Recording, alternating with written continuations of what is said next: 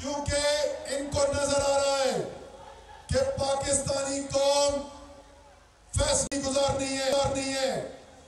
कौम ये फैसला कर बैठी है कि गुलामी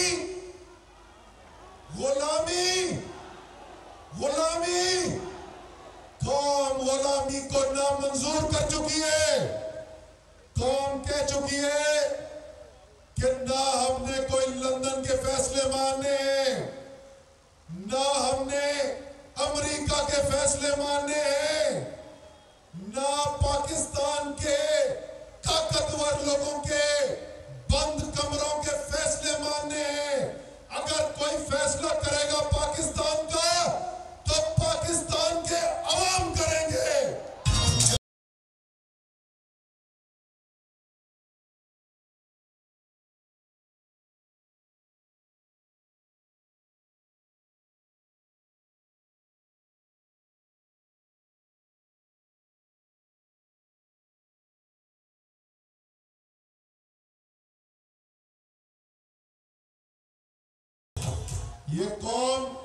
ये कौम जो है बेखौफ हो गई है। ये जितना जुल्म कर रहे हैं, ये जितना डराने की कोशिश कर रहे हैं, ये जितना खौफ फैलाने की कोशिश कर रहे हैं, पाकिस्तान की कौम उतनी बेखौफ होती जा रही है, उतनी दलेर होती जा रही है। साफ चली शफाफ चली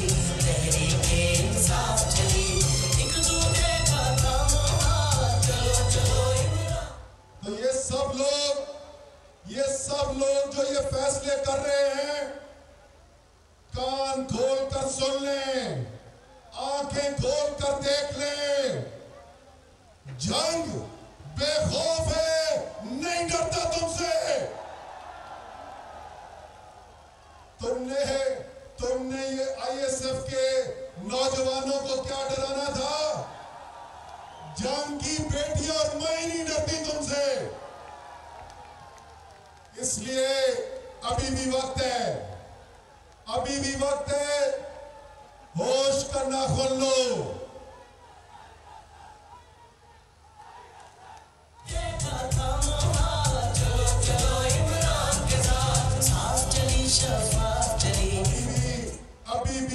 अभी भी वक्त है, होश के नाखून लो और कौम के फैसले के सामने अपना सर तस्लीम खम करो। क्योंकि चाहे तुम कितने ताकतवर हो, तुम अपने आप को जितना मर्जी ताकतवर समझते हो, लेकिन इस 22 करोड़ गयूर गैरतमंद कौम से ज्यादा ताकतवर नहीं हो। साफ चली शफाफ चली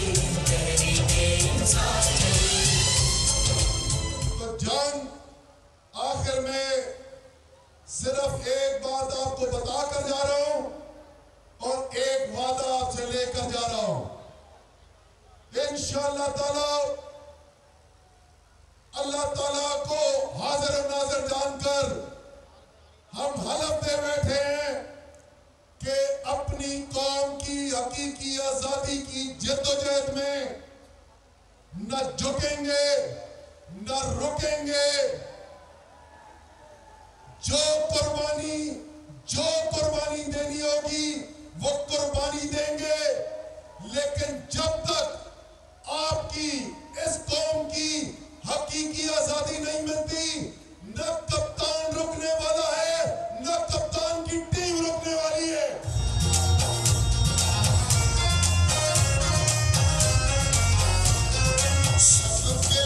सवाल सिर्फ आपसे है, क्या आप खड़े हो?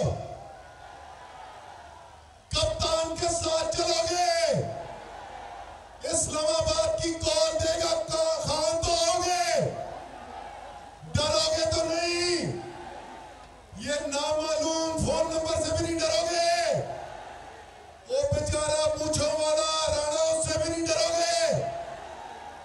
वो बेचारा तुमसे डर के बीमार होकर अस्पताल चला गया।